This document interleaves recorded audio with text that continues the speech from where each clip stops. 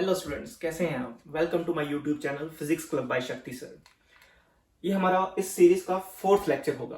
पहले 3 लेक्चर में मैंने आपको यूनिट्स डायमेंशंस के बारे में बताया है और थर्ड लेक्चर जो था बिल्कुल रिसेंट वाला, उसमें मैंने आपको प्रिंसिपल ऑफ होमोजेनिटी के बारे में बताया था। और जिनको ये 3 बातें नहीं पता है वो मेरा पुराने वीडियोस जाके देख सकते हैं। इसमें मैं आपको बताऊंगा एक डायमेंशनल एनालिसिस का ये सेकंड पॉइंट है। फर्स्ट पॉइंट जो था वो था प्रिंसिपल ऑफ होमोजेनिटी का, जो लास्ट लेक्चर में मैंने कवर किया था। और इस लेक्चर में ये टॉपिक आता है how to convert a physical quantity from one system to other system. One system to other system का मीनिंग यहां पर यह निकलता है, वन सिस्टम हो गया एसआई सिस्टम और अदर सिस्टम कोई भी हो सकता है। यहां पर जो मैं बेसिक एग्जांपल्स ले रहा हूं कि एसआई सिस्टम से सीजीएस सिस्टम में कोई फिजिकल क्वांटिटी को कैसे कन्वर्ट किया जाता है। न्यू सिस्टम भी एक टाइप होता है, लेकिन यहां पर ये बिल्कुल स्कूल लेवल की हैं। ये सवाल फिर भी सीबीएसई पीएमटी में आ सकते हैं, नीट तक बड़ा लिमिटेड है लेकिन आ सकते हैं, जेई तक तो नहीं आएगा। स्कूल में ये खूब चलता है कि convert 1 joule is equal to 10⁻7 erg, 1 newton is equal to 10⁵ dyne and convert this gravitational constant from SI system of units to CGS system। तो ये तीनों एग्जांपल्स को यहां पर मैं कवर करूंगा वन बाय वन। तो चलिए सबसे पहले कवर करते हैं। तो इसका एक छोटा सा जो कॉन्सेप्ट है उसको देख लेते हैं। कॉन्सेप्ट क्या कहता है कि कोई भी फिजिकल क्वांटिटी क्यों ना हो, फिजिकल क्वांटिटी, उसका एक तो उसकी न्यूमेरिकल वैल्यू लिखी जाती है और साथ ही साथ उसकी यूनिट लिखी जाती है। तो एन यू लिख रहा हूं मैं, N stands for numerical value और यू जो है उसका यूनिट हो गया। कोई भी फिजिकल क्वांटिटी नहीं समझे अभी भी, एग्जांपल देखते हैं कि मैंने कहा मास, आपने लिख दिया 2 kg। 2 kg। आप बाजार में जाते हो, आलू खरीदने जाते हो, तो ये क्वांटिटी ऑफ आलू इज इक्वल टू 2 kg। 2 जो है एन को रिप्रेजेंट कर रहा है, केजी जो है यूनिट को रिप्रेजेंट कर रहा है, यू को रिप्रेजेंट कर रहा है। अब यार आप इसको 2 kg बोलो या फिर 2000 ग्राम बोलो, क्या लिफाफे में जो आलू हैं वो उनमें फर्क पड़ेगा? कोई फर्क नहीं पड़ेगा, है ना। आप घर आके को बोलोगे कि 2 किलो आलू लेके आए हैं या फिर 2000 ग्राम आलू लेके आए हैं, दोनों की बात मीनिंग क्या है? सेम ही है। लेकिन फर्क कहां पड़ा है? फर्क ये पड़ा कि यहां पर जो सिस्टम ऑफ यूनिट था वो एसआई सिस्टम ऑफ यूनिट था, केजी में लिखा गया था। यहां पर जो सिस्टम ऑफ यूनिट यूज किया जा रहा है वो CGS system of unit use किया जा रहा है, जिसको ग्राम में लिखा गया। तो आपने देखा कि जब, और ये भी पता है कि केजी जो है वो बड़ी यूनिट है एज कंपेयर टू ग्राम, है ना। तो जब बड़ी यूनिट छोटी बन रही है तो न्यूमेरिकल वैल्यू छोटी थी, बड़ी बन रही है। फिर से सुनिए, न्यूमेरिकल वैल्यू छोटी, यूनिट बड़ी, न्यूमेरिकल वैल्यू बड़ी, यूनिट छोटी। फिर से सुनिए, न्यूमेरिकल वैल्यू छोटी, यूनिट बड़ी, न्यूमेरिकल वैल्यू बड़ी, यूनिट क्या हो गई? छोटी। यार तभी तो इनका मीनिंग सेम रहेगा ना। ऐसे देखो ना, ऐसे देखो कि कैसे लिखें यार, ऐसे लिखते हैं 3 × 4 इक्वल्स टू 6 × 2। देखो जब 3 की जगह 6 लिखा गया, बढ़ गई वैल्यू, तो दूसरी वैल्यू कम हो गई, 4 की जगह क्या हो गया? 2 हो गया। लेकिन मीनिंग क्या रहा? सेम ही रहा ना। ये भी 12 है, ये भी 12 है। चलो, आई होप कि आपको ये बात समझ आई होगी कि फिजिकल क्वांटिटी, न्यूमेरिकल वैल्यू और उसका यूनिट लिखा गया और ये ऐसे लिखा गया। ये एक सिस्टम ऑफ यूनिट हो गया ये, और ये दूसरा सिस्टम ऑफ यूनिट में लिखी गई है क्वांटिटी। उसी तरह से आपको यहां पर पूछा गया है कि आपको एक सिस्टम ऑफ यूनिट में वैल्यू दी जाती है और पूछा जाता है कि उसी फिजिकल क्वांटिटी की values another system of unit में क्या होगी, तो वो हमें सॉल्व करना होता है।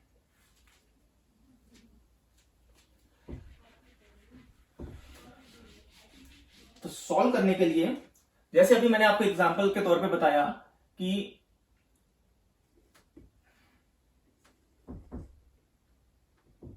जैसे ये लिखे मैंने, आलू is equal to 2 kg is equal to 2000 gram, दोनों का मीनिंग सही है।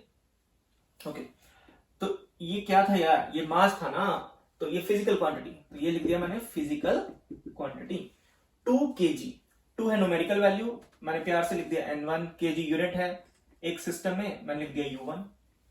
ये एक सिस्टम, ये दूसरा सिस्टम, एक सिस्टम में न्यूमेरिकल वैल्यू है n1 यूनिट है u1, दूसरा सिस्टम में न्यूमेरिकल वैल्यू को मैंने लिख दिया जनरल फॉर्म में n2, तो यूनिट लिख दिया u2। क्या आप इतना नहीं दिमाग लगा सकते कि ये दोनों सेम ही होंगे, इक्वल ही होंगे? क्या हम ये कह सकते हैं कि n1 u1 equals to n2 u2? ये ऑलवेज करेक्ट होगा, always n1 u1 equals to n2 u2। इस छोटी सी बात का हम यहां पर यूज करके इनको सॉल्व करेंगे, देखते हैं कैसे सॉल्व करना है। सो पहला बात मैं ले रहा हूं कि 1 जूल क्या आपको दिया हुआ है, आपको गिवन है 1 जूल। जूल ऐसे ही यूनिट ऑफ एनर्जी,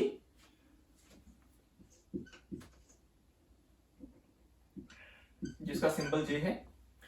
तो आपको पूछा जाता है convert 1 joule of energy into its CGS system. क्या कहा जाता है? कन्वर्ट, लिख सकते हो आप question, convert 1 joule of energy into its CGS system. Right, तो उसी को कन्वर्ट करने की कोशिश करेंगे यहां से।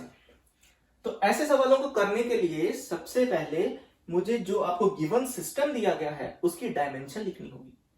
क्या लिखना होगा? डायमेंशन लिखनी होगी। तो चलो देखते हैं डायमेंशन कैसे लिखेंगे इसकी। तो आपको गिवन है जूल, तो इसकी डायमेंशन क्या होगी? एनर्जी है, एनर्जी की डायमेंशन आपको पता होती है, वो क्या होती है? m1 l2 t-2 ये होती है। ये यूज करना होगा हमें। अब हम अपने इस रिजल्ट का, इस फॉर्मूले का यूज करते हैं। ये फॉर्मूला क्या कहता है? ये फॉर्मूला आपको सिखाएगा कि n1 जो कि यहां पर क्या है 1 है, और u1 क्या है? जूल है। n1 u1 equals to n2 u2। आपको इस फॉर्मूले को, इस रिजल्ट को अप्लाई करना है। ध्यान से सीखते चलिए। आपको ये कैलकुलेट करना होता है, ये n2 कितना होगा सीजीएस सिस्टम ऑफ यूनिट्स में, n2 कितना होगा। ओके, सो n1 की जगह तो कौन आ गया? n1 की जगह आ गया n1 इक्वल्स टू 1 लिख दिया ना हमने, n1 इक्वल्स टू 1, यहां से 1 जूल आपको गिवन था। u1 कौन हो गया? u1 हो गया आपके पास जूल ना। इसके डायमेंशंस आपको पता है, ये है इसकी डायमेंशंस। n2 आपको नहीं पता, ये हो गया एसआई सिस्टम। n2 आपको नहीं पता, मैंने x लिख दिया, या n2 ही रहने दो, क्वेश्चन मार्क। और u2 कौन सा system? CGS system, CGS system हो गया। केजी था, ग्राम था, दोनों मास ही को रिप्रेजेंट कर रहे हैं ना। मीटर हो सेंटीमीटर हो, दोनों लेंथ को ही रिप्रेजेंट करते हैं। तो इस बात को बेटा ध्यान रखना। देखो मैं क्या लिख रहा हूं, लिख रहा हूं n1 u1 equals to n2 u2। n1 की जगह तो आ गया 1, u1 की जगह देखो, ध्यान से लिखते चलिए, वो है m1 l1 sorry m1 l2 t-2। ये क्या था? u1 था। क्या था ये? u1 था, तो मैं 1 1 1 लिख रहा हूं। n2 तो कैलकुलेट करना हमें, लिख दिया n2। u2 था न्यू सिस्टम, सीजीएस सिस्टम में, इसी तरह से कुछ इधर लिखा जाएगा ऐसे m1 l2 t-2, ऐसे लिखा जाएगा 2 2 2। ध्यान से देख लो, u1 की जगह ये लिखा गया, u2 की जगह ये लिखा गया। ये पावर कहां से आई? यहां से, यह हमें पता है, ऐसे लिखी जाती है। और पावर हमेशा सेम रहती है, चाहे वो सीजीएस सिस्टम हो। जैसे यहां पर केजी की पावर कितनी थी यार? 1 थी ना, तो यहां पर ग्राम स्क्वायर तो नहीं हो गया ना, ग्राम की पावर कितनी रही? यहां पर 1 ही रही। तो सिस्टम कोई भी होगा, चाहे ऐसे सिस्टम हो या सीजीएस सिस्टम हो, जो यूनिट की पावर है वो सारे सिस्टम में सेम ही रहेगी। इसीलिए ये एक सिस्टम की पावर जो थी 1 2 -2 दूसरे सिस्टम में भी सेम ही रही। लेकिन बदला क्या, ये M1 L1 T1 M2 L2 T2 ये क्या है, ये है यहां पर केजी, ये है यहां पर मीटर और ये है यहां पर सेकंड। एसआई सिस्टम, ऐसे सिस्टम में ये ना एसआई सिस्टम और ये है सीजीएस सिस्टम। तो M1 किसको रिप्रेजेंट करेगा, M1 तो रिप्रेजेंट करेगा केजी को।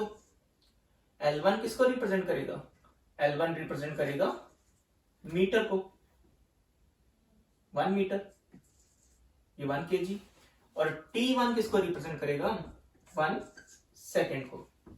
सीजीएस सिस्टम की बात करें तो M2 किसको रिप्रेजेंट करेगा, M2 मतलब मास सीजीएस सिस्टम में कौन होता है, 1 ग्राम। L2 लेंथ सीजीएस सिस्टम में कौन होता है, 1 centimetre. Time in CGS system 1 second, time दोनों में सेम रहता है, सेकेंड। ओके, अब हमें इन वैल्यूज को यहां पर पुट करना है, M1 L1 T1 की जगह और M2 L2 T2 की जगह पुट करके हम देखेंगे कि क्या रिजल्ट आ सकते हैं।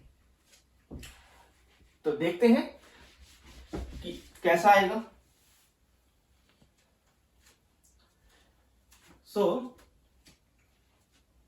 यह आ जाएगा 1, यहां पर वैल्यू पुट करते हैं आप, 1 kg पावर 1 है।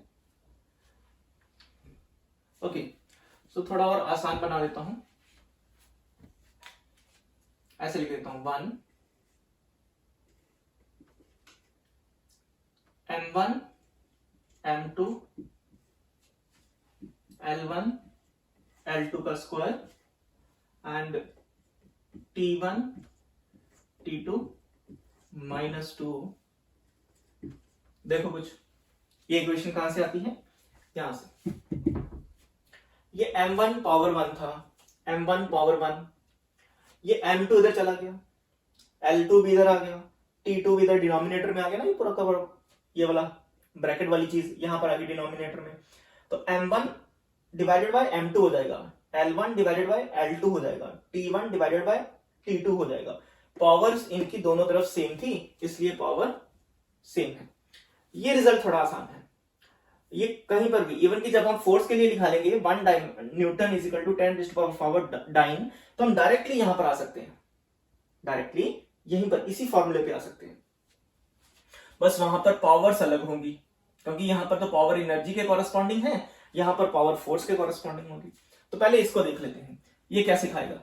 ये सिखा रहे हैं 1 की जगह तो 1 लिख दिया गया, क्योंकि 1 जूल के बारे में पूछेंगे।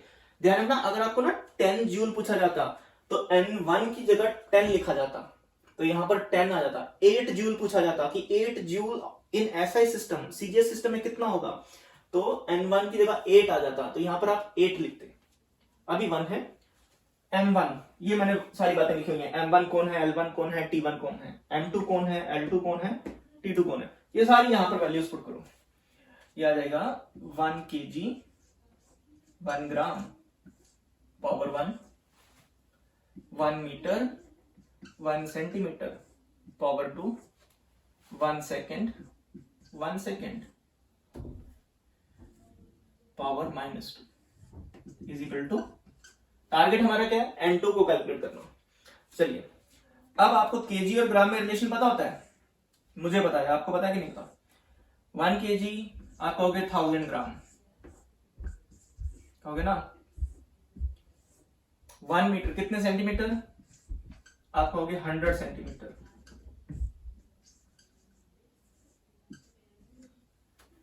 ये सेकंड से सेकंड खत्म हो गया, कुछ नहीं बचा, 1 बचा, 1 की पावर कुछ नहीं बचा, यहां पर मल्टीप्लाई 1 कर दो। इधर देखो, ग्राम से ग्राम कैंसिल हो गया, ओके, सेंटीमीटर ने सेंटीमीटर को कैंसिल कर दिया। रिजल्ट क्या आया, रिजल्ट आया ये 1, यहां पर आया 10⁻³ मल्टीप्लाई ये 10⁻²है, 2 × 2 पावर आपस में मल्टीप्लाई हो जाती है ना, तो 2 × 2 कितना हो जाएगा 4।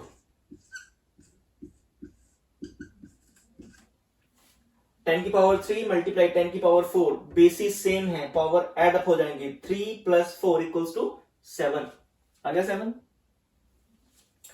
तो n2 का वैल्यू आ गया 10⁻7। ये चीज आपसे पूछी जाती है, n2 कितना था। तो इस तरह से हमें कैलकुलेट करना है ये कि 1 जूल = 10⁻7 अर्ग। तो एग्जांपल सेकंड देखते हैं अब, how to convert the gravitational constant G = 6.67 × 10⁻11 m³ divided by kg/s²। ये इसकी ऐसा यूनिट है, और इसी को मैंने ये ऐसे लिखा है m³, kg की पावर ऊपर चले जाएगी -1 हो जाएगी और सेकंड -2 हो जाएगा इनटू CGS सिस्टम। ये हमारे पास प्रॉब्लम है, बिल्कुल बेसिक स्कूल लेवल पे ये आता है कि इसको कैसे कन्वर्ट करना है। अब हमने रिजल्ट देखा था n1u1 = n2u2 होता है। ओके, अब n1 की वैल्यू क्या है 6.67 × 10⁻11 n1 की वैल्यू है। n2 हमें कैलकुलेट करना है।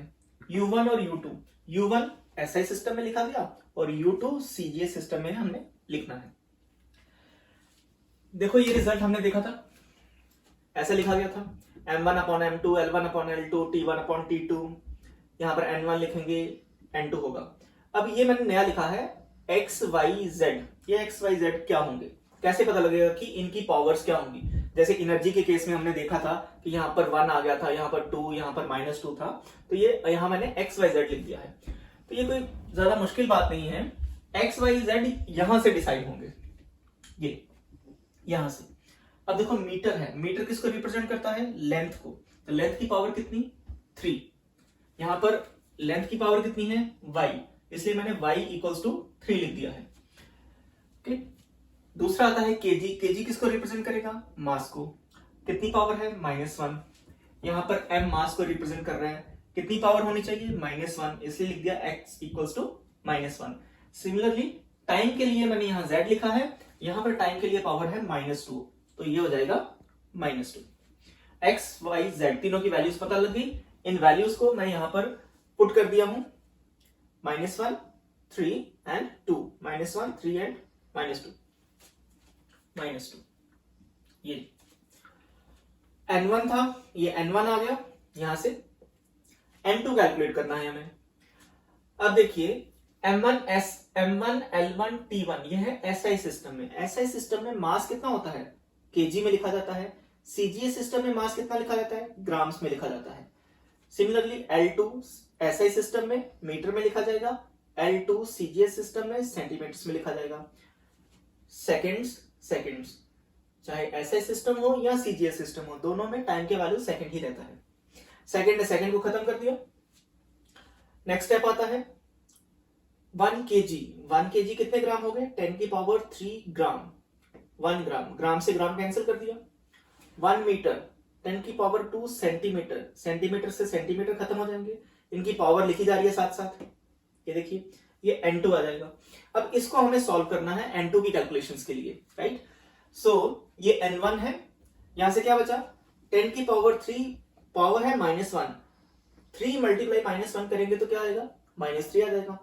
यहां पर है 2, यहां पर है 3, 2 × 3 6 हो जाएगा। इसको सॉल्व किया जाए जब पावर कितना है -3, इधर है 6, जब बेसिस सेम होते हैं तो पावर एडअप हो जाते हैं, तो पावर जब एडअप हो जाएंगे तो ये हो जाएगा 10⁻³ राइट, 6 - 3 3।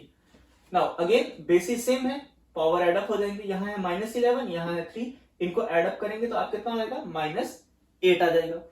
सो ये हमारे पास n2 का वैल्यू आ गया in terms of CGS।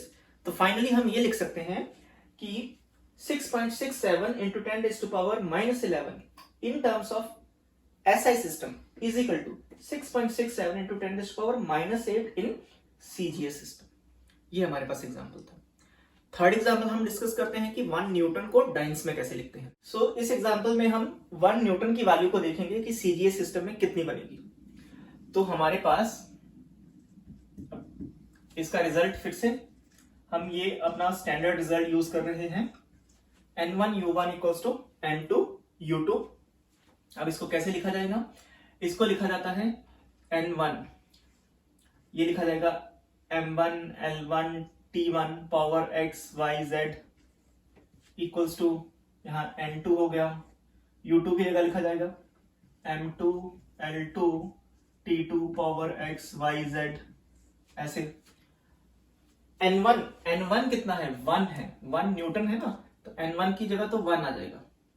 Okay, ये सारी की सारी टर्म मैं इधर डिनोमिनेटर में लेके आ रहा हूं, तो ये लिखी जाएगी M1 divided by M2 power x, L1 divided by L2 power y and T1 divided by T2 power z is equals to N2। तो हमारा मोटो है N2 को कैलकुलेट करना, राइट।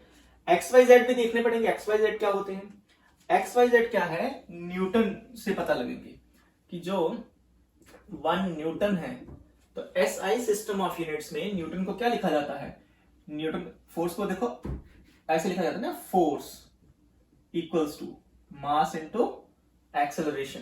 तो मास को तो केजी लिख दिया और एक्सेलरेशन को लिखा जाता है मीटर अपॉन सेकेंड स्क्वायर, तो वही तो 1 न्यूटन होता है। तो इसलिए 1 न्यूटन को लिखा गया 1 केजी 1 मीटर 1 सेकेंड स्क्वायर।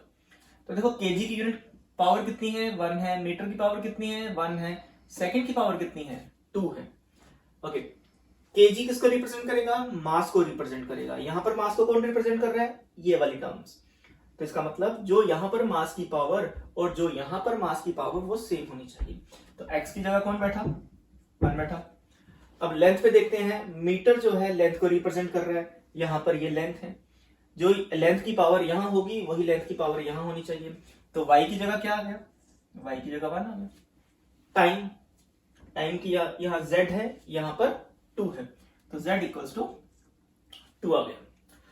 अब हम x y z को वैल्यू पुट कर सकते हैं, M1 L1 T1 आप चाहो तो लिख सकते हैं। मैंने आपको एनर्जी वाली एग्जांपल में लिख के भी बताया था कि M1 क्या होता है, केजी की टर्म में लिखा जाएगा, L1 मीटर की टर्म में लिखा जाएगा, T1 1 सेकेंड लिखा जाएगा, M2 क्या लिखा जाएगा, ग्राम की टर्म में लिखा जाएगा, ये सेंटीमीटर लिखा जाएगा और ये सेकेंड लिखा जाएगा।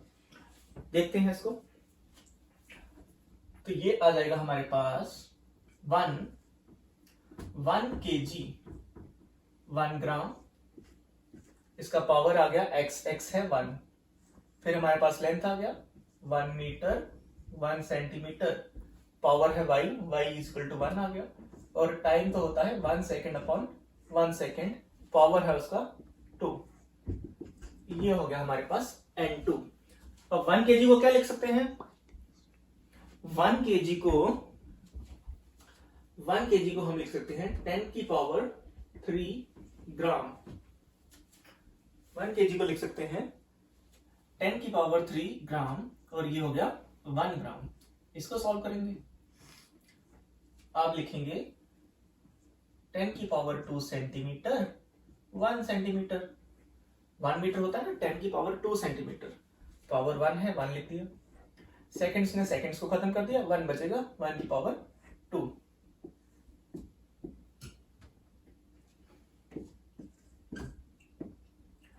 ये N2 आया। अब N2 को कैलकुलेट करना है, ये यहां पे छोटा सा टर्म देख लीजिए, इसको करेक्ट करते चलना साथ साथ, ठीक है। ये जो है, ये सेकंड जब ऊपर जाएगा तो ये लिखा जाएगा -2, तो यहां पर भी -2 हो जाएगा ऐसे, तो ये -2 यहां पर -2। ओके, कोई दिक्कत वाली बात नहीं है यहां पर। ओके, तो यहां से ग्राम कैंसिल हो गया, सेंटीमीटर से सेंटीमीटर कैंसिल हो गया, यह आ जाएगा 10 की पावर 3, यहां से आ गया 10 की पावर 2, यहां से आ गया 1, okay, equals to N2। Solve करेंगे 10 की पावर 5, तो ये N2 का वैल्यू आ गया। इसका मतलब कि 1 न्यूटन SI सिस्टम में जो 1 है, CGS सिस्टम में वो 10 की पावर 5 हो जाता है, और ERG लिखा जाएगा। इस तरह से हमने 3 एग्जांपल्स देखी हैं, जो कि 1 जूल कितना होता है, 1 न्यूटन कितना होता है, और ग्रेविटेशनल फोर्स कांस्टेंट जो था उसकी सीजीएस वैल्यू क्या है। आपको इस लेक्चर्स को फॉलो करते जाना है। ये चीज समझने के लिए इसके पहले जो प्रीवियस लेक्चर्स हैं उनको फॉलो करते चलिए, मेरे साथ साथ आगे बढ़िए। जैसे जैसे आपकी 11th क्लास आगे बढ़ेगी मेरे लेक्चर्स भी आगे बढ़ेंगे। 11 12 तक मेरे साथ बने रहिए, एंट्रेंस तक बने रहिएगा, कोई दिक्कत वाली बात नहीं है।